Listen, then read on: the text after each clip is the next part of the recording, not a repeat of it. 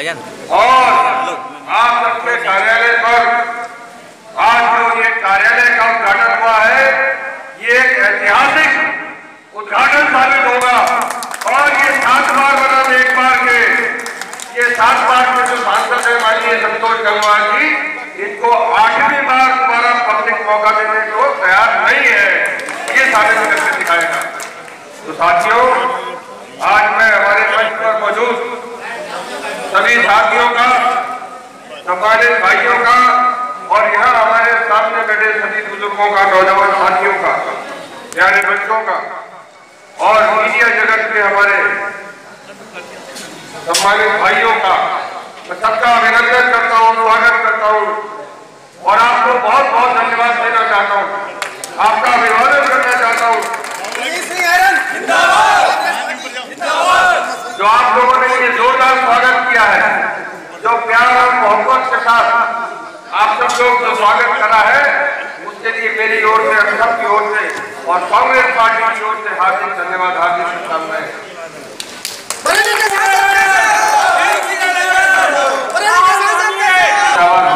और अपने कार्यालय के उद्घाटन की कार्रवाई पूरी हुई। अब हम लोग चुनाव की रणनीति के बारे में बात करें। हम लोगों को अब आगे काम क्या करना है और हम लोगों के सामने चुनौती क्या है, हम लोगों के सामने चैलेंज क्या है। हमारे सामने जो हमारी मजबूती है वही हमारी चुनौती है। तो आप बोलो क्या है मजबूती, आप जानते हो, और चुनौती क्या है, चैलेंज क्या है, हमें कठिनाई क्या है, वो मैं आपको दोनों चीजें बताता हूँ, उसका फिर दोहराता हूँ। साथियों, हमारा और आपका जो वोट है वो हर तरफ है, हर जाति, हर धर्म में है कि नहीं? सब धर्मों का वोट मिल रहा है, हर जाति का वोट मिल रहा है। सारे विपक्षी हैं, उन विपक्षी लोगों में से एक प्रत्याशी तो ऐसे हैं जिनको एक क्या बल्कि दो, जिनको कम से कम आधे से ज्यादा वोटों में तो जाना ही नहीं है, तो वो बार बार वही घूमे जा रहे हैं। ऐसा लग रहा है सारा जोर नहीं लग जाएगा। ये लोकसभा का चुनाव है और यहाँ पर कोने कोने में जो है वोट 10,000 5,000 पर पड़ा हुआ फैला हुआ, संभाल ही नहीं पा रहे चुनाव को, उन्हें पता ही नहीं गलियों का। शहर और कैंट विधानसभा क्षेत्र में 8 लाख 10 लाख 8 लाख वोट है और उसमें उनका पता ही नहीं है, चुनाव उनका सब यही लड़े जा रहा है। और इसी तरीके से हमारे माननीय मंत्री जी हैं, उनको कम से कम 8-9 लाख वोटों में जाने ही नहीं, वो वहां खाली छू रहे भैया छूटे, उन्होंने कहा हाँ भैया ये हो गया, ये आ गया, वो नहीं आ गया। कहीं कह रहे हैं कि साहब हमें 3 तलाक के मुद्दे से समर्थन मिल रहा है, कहीं कुछ और कह रहे हैं, लेकिन बड़ी खुशामद कर करा के अपना दफ्तर या कार्यालय कहीं से खुलवा दें। इसी तरीके से उनकी विचारधारा ऐसी है जो हमारे दूसरे मुख्य विपक्षी दल से जिससे हमारा मुकाबला हो रहा है, आप जान रहे हो किसकी बात कर रहा हूँ, उनको यादव वोटों में जाने ही नहीं है। वो तो माने बैठे हैं कि यादव वोट हमें नहीं मिलेगा। यादव बिरादरी, यादव भाइयों का जो वोट है 60-70 हजार हो, 75 हजार हो शहर में और इधर दोनों तरफ, उसको वो माने बैठे हमें नहीं मिलेगा, तो वहां जाना नहीं। और जाटव बिरादरी के सागर भाई तो हम लोगों के यहाँ बड़ी संख्या में मौजूद है और शेड्यूल कास्ट के वोटों में भी तो मान रहे हैं कि हमने जो नीतियां बनाई, जो सिद्धांत, उनकी विचारधारा है, उसमें उनको शेड्यूल कास्ट वोट भी नहीं मिल रहा, वो जान रहे हैं, समझ रहे हैं, तो वहां भी उनको 1.25 लाख 1.5 लाख वोटों में जाने ही नहीं। अब बाकी में जो है वो कहीं कुछ कर रहे हैं, कहीं नफरत फैला रहे हैं, कहीं बदगला रहे हैं लोगों को, कहीं मोबाइल पे अनाप शनाप मैसेज डलवाए जा रहे हैं। अब ये नफरत की दीवार कौन डालेगा? मोबाइल के थ्रू और अपने भाषणों में ये सहारा राम का बार बार कौन ले रहे हैं?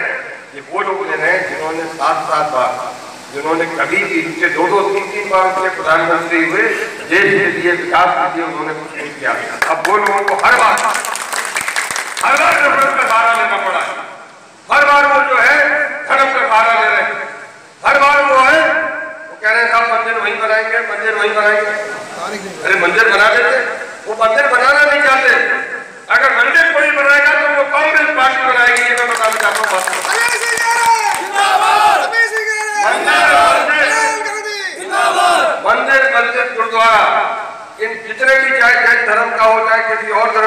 चाहे हमारे महात्मा बुद्ध जी के धर्म का मामला हो, चाहे बौद्ध धर्म का मामला हो, कांग्रेस हर धर्म की पार्टी, हर धर्म की रक्षा और हर धर्म की मदद के लिए खड़ी होने को तैयार है।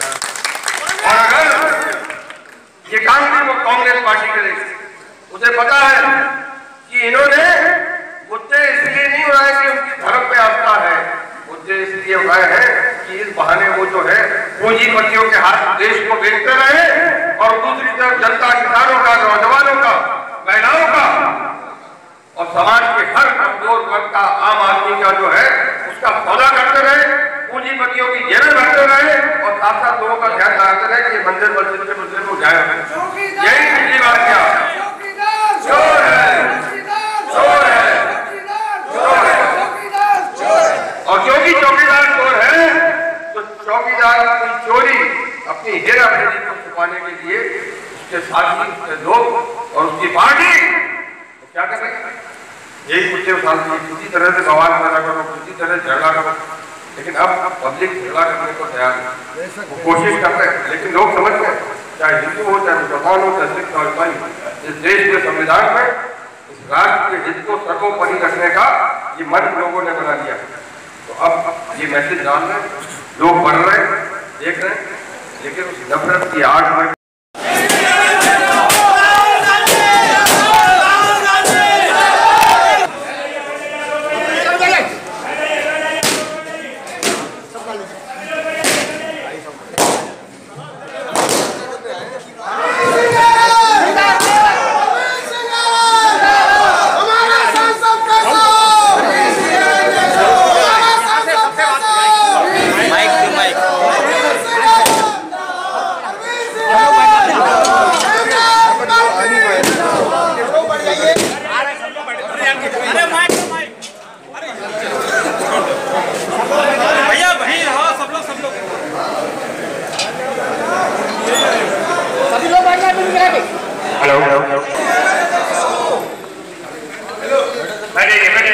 आप लोग भी जिंदाबाद जिंदाबाद जिंदाबाद। हमारा सांसद कैसा हो? अरे आने देखो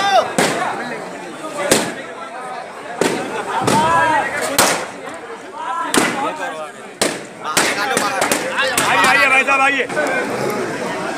क्या कारण रहा जो नवाबगंज के अंदर आप फ्लैक्सी जो लगी थी उसमें आपका फोटो काटा गया, आप यही कार्यकर्ता था? अरे आ जाइए आ जाइए। हो जाता है, कोई खास बात नहीं है, भूल जाते हैं, कोई ऐसी बात नहीं। कांग्रेस एक है और हम लोग जीत रहे हैं ईश्वर की कृपा से और पब्लिक की सपोर्ट से जीत रहे हैं। जैसा कि राहुल जी ने 72,000 सालाना का जो ऐलान किया है, तो आप क्या कहें? बहुत अच्छी योजना है और देश की अर्थव्यवस्था बदलने वाली योजना है। देश और ज़्यादा तेजी से आगे बढ़ेगा। राहुल जी जब ये योजना और कांग्रेस पार्टी जब ये योजना लागू करेगी तो देश में गांव में पैसा जाएगा, आम आदमी के पास पैसा जाएगा, उसकी माली हालत सुधरेगी और जब उसकी हालत एक मिनट भैया आप चुप जाओ यार। गाँव की बीमारी की और समाज के हर वर्ग में जो है उसका बचेगा। गरीब आदमी की स्थिति तो देश की स्थिति सुधर जाएगी। इसलिए ये योजना इतिहासकारी कदम, ऐतिहासिक कदम साबित होगा। अच्छा सर, जम्मू कश्मीर में जो बीजेपी ने अपना ग्रीन रंग रखा है, इसके बारे में आप क्या कहेंगे? इसमें क्या मुस्लिम को लुभाने की बात चल रही है? ऐसा है, कांग्रेस पार्टी इस तरह से लोगों को बांटती नहीं है, इस तरह से मुद्दों को नहीं देखती है। अब भाजपा है दो मुही बातें करती है, जी जी, इसका दोहरा चरित्र है और जो कहते हैं वो करते नहीं, धोखा देते हैं और देश को विदेशी ताकतों के हाथ ये बेच रहे हैं। ये इनकी जो नीतियों की वजह से देश की संपदा, देश की कंपनियां विदेशी हाथों में जाती जा रही हैं और इन सबको छुपाने के लिए इन सब चीज़ों को, हथकंडों को अपना रहे हैं। जनता सब समझती है और इनको मुंहतोड़ जवाब देगी।